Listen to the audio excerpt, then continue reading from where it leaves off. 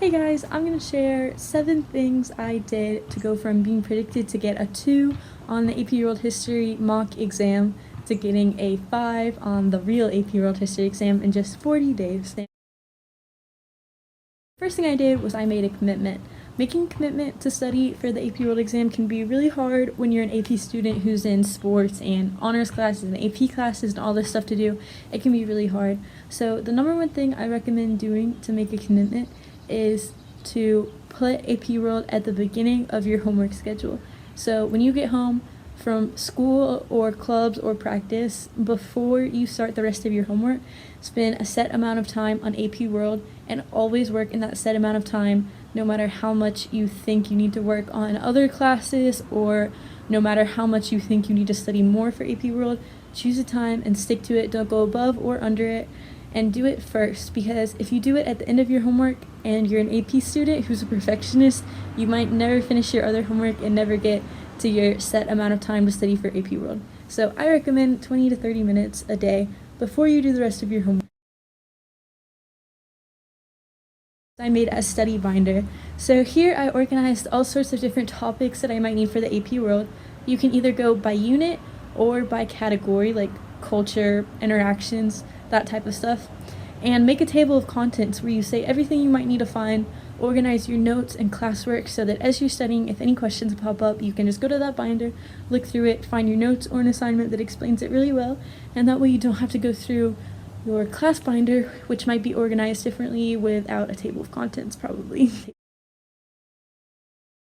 The third thing I recommend is doing sketch notes. Sketch notes really help me study for history, and they're something I've been doing for a really long time because it's taking words, turning them into an idea, and then turning them into an image, which uses all sorts of different parts of your brain and will help you stay focused a lot. So as you're taking notes in class, as you're taking notes during videos or reading your textbook to study, don't try to just write down the information. Draw little images to help you remember it, because then you'll be able to remember a concept better, which is what you need for the AP World exam. You don't need to know tiny facts, just big concepts. So drawing pictures and not trying to perfect your notes or make them look super good, but just drawing cute little pictures and graphs and stuff will help make everything fit into your head much easier and will help you remember it. The fourth thing I recommend is getting an AmScope book. My teacher bought everyone an AmScope book at the beginning of the year, which was really great and helpful. As you start studying, in your 30 to 20 minutes of studying, I recommend reading the entire book during that time. So spend a few minutes, read a chapter. You don't have to take notes on the books. What I did, because I'm a perfectionist and I tried to read and take notes on all of it, I went through with only a highlighter. I didn't allow myself to take any notes, and I would just skim through and highlight key concepts. Then, at the end of my studying, I would go back through the chapters that I knew that I struggled with and that I knew the least about, and I would take sketch notes only on those chapters, but not the whole book. And I made sure that I had skimmed the entire thing first, because the most important part of the AP World exam is getting a big idea and not memorizing tiny facts. So you do not need to take notes, because you will never finish if you do. Also, with the AmScope book, one thing I recommend is doing all of the practice questions as you read the chapters.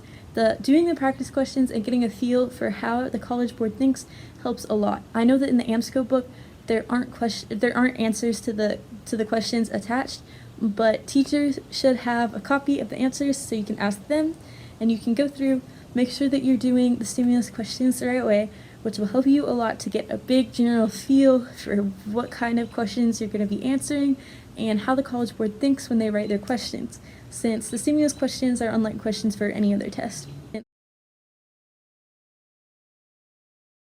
The fifth thing I recommend is buying the Barron's and Princeton books. These have way more multiple choice practice questions.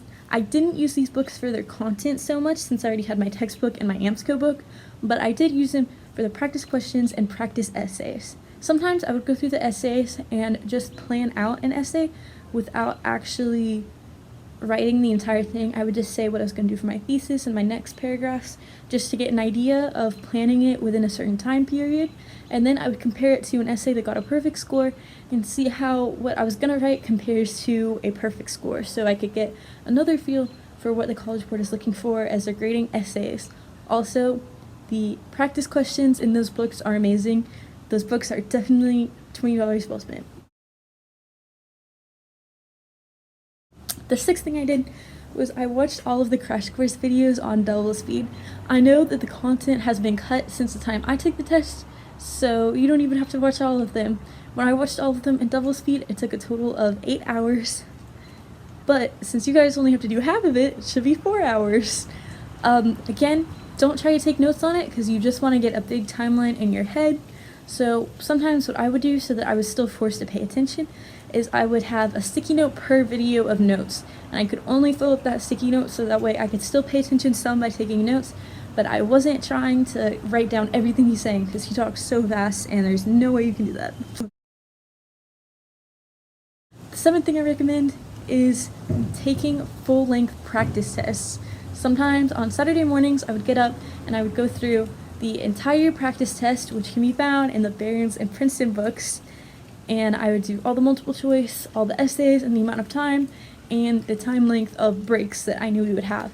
So that's really helpful because you get a feel for what you're going to be doing on the actual test, and I think that 7th step was definitely the most important thing. So if you can't do anything else, just make sure you take an entire full-length practice test, because taking it up in separate pieces in class definitely helps, but it's not the same as feeling what it's like all together.